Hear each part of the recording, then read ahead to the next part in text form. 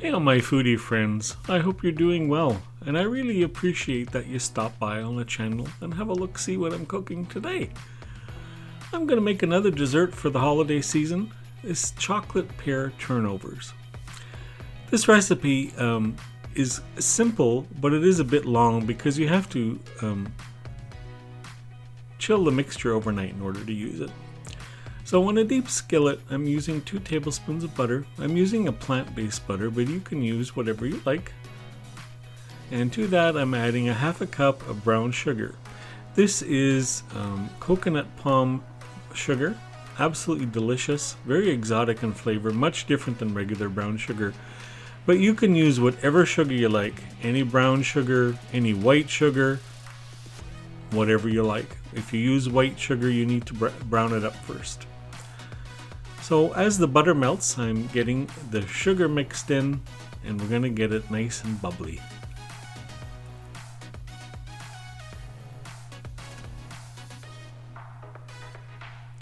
Keep this on kind of a medium temperature. If you have it too high, you're going to scorch the sugar and it's going to taste burnt. And you'll have to start over, unless you really like burnt sugar flavor. Sometimes it's good, actually, with mixed nuts. It's actually kind of good to have burnt sugar flavor. So to the sugar and butter mixture, I'm adding 1/3 cup of unsweetened cocoa. Don't use sweetened here. You're going to really make this way too sweet. Trust me, you'll wish you never did it. But unsweetened cocoa is perfect for this. You get the beautiful chocolate flavor without all the sugar. Doesn't that look good? It's a really deep brown burnished kind of color. To the mixture, I'm adding 3 to 4 pears that I've diced. You can use any pears.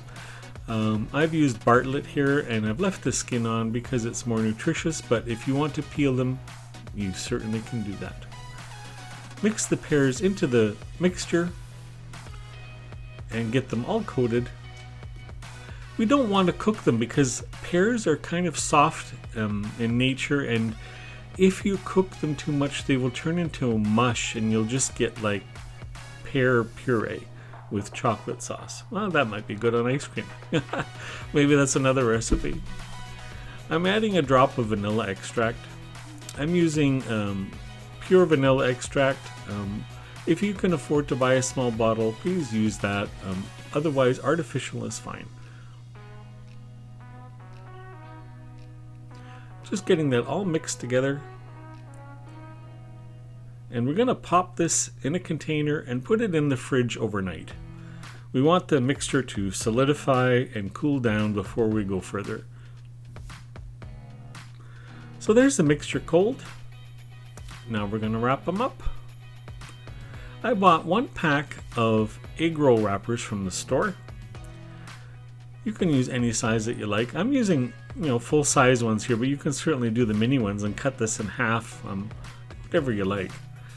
I'm adding about 2 spoons of the mixture, and I'm dabbing some water along the edges of the egg roll wrapper so I can seal it up tight.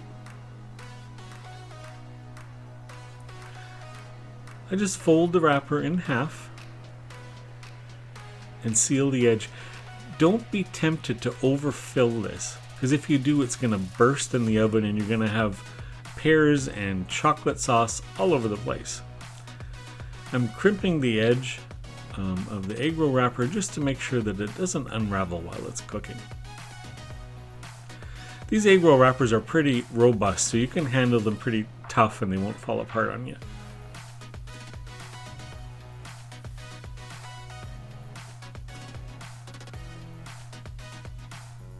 I'm putting them on a pizza pan because I'm going to stick them in the oven and bake them. But first I'm going to add just a touch of beaten egg wash. It's an egg that I've beaten with just a little bit of water. And it turns these egg roll wrappers beautifully brown. You'd swear you used pie crust for this, but you didn't.